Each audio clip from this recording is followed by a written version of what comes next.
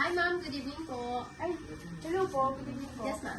Pre-refer kasi kayo sa akin ng head ng principal namin. So, ito siya. Ito yung logo namin. Okay. Para sa anong item po ba ma'am? Sa sports fest sana namin ngayong September 9. September 9. Pwede po sa jacket, pwede po namin yan ilagay. May budget po ba sila ma'am? Budget ko lang ngayon is 10,000 lang tapos 15 lang kami. Ito po yung may offer ko po sa inyo since sports fest po. Okay. Ito po yung pwedeng shirt sa kanya. Pwede po natin ilagay yung logo niyo po dito sa left chest or sa right chest or pwede rin po sa center. Sige. Magpapaad sana ako ng names, right side sleeves. Kasi Yes, minsan nawawala yung damit po namin. Sige. And then, yung jacket or pang as uniform po ma'am, pwede po siya ninyong pampalit po ma'am. Sige po. Di po ba siya mainit sa katawan? Hindi po ma'am, ito po yung mga usual na ginagamit sa mga varsity, sa mga school uniform. And then, hindi lang po siya pang mga uniforms, usual ginagamit din po siya sa mga everyday use. Sige. Anong klaseng print yung pwede po dyan, miss? Since black po yung, ano pong color po ba yung ano nila?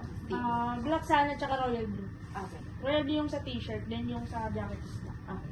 So, since po black, and then dito po, since ganito yung napili nila, pwede po yung sublimation. Okay. Ganito May po sample yung po kayo, magiging ma'am? output po nun. Yan. Kung napansin nyo po, is malambot po siya, so hindi po siya yung nakadikit lang ng, sa ibabaw ng fabric po, which is direct po yan sa fabric nila. Then, dito naman po ma'am, sa jacket, since colored po yung jacket natin, gagamitin po natin siya ng DTF. DTF? May sample po kayo ng DTF, ma'am? Yes po ma'am. Ito po yung actual sample ng DTF po namin. So, nakadikit po siya sa fabric, and then kung anong color po ng design nila is kuhang-kuha po.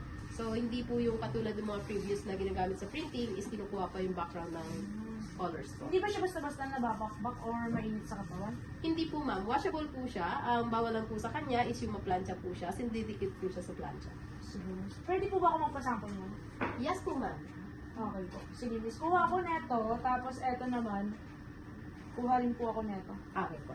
Kailan niyo po ito kailangan ma'am? Kailangan ko sana siya ng 3 days eh. Ilocos pa po kasi kami. So kung 3 days po nila kailangan naman po nila ma-place yung order, and then before naman po namin i-mass production yung order is nagsasample po kami, then isasend ko po sa inyo ma'am. Ano po mode of payment na po? Meron po kayo? Meron po kami, since nandito naman na po kayo, pwede pong cash, kung may cash po sila. If ever naman po, may GCash or kaya bank transfer po. Sige po, Gcash na lang po. Then, total, Ilocos Norte pa naman po kami. Free delivery po ba yun? Kung bus po ma'am, since mabilisan po yung kailangan nila, usually nasa 180 to 200 lang po yung GPP po namin. 180. Sige. So, ipabawas na lang namin. Okay. Okay po ma'am. Thank you po. Sige po.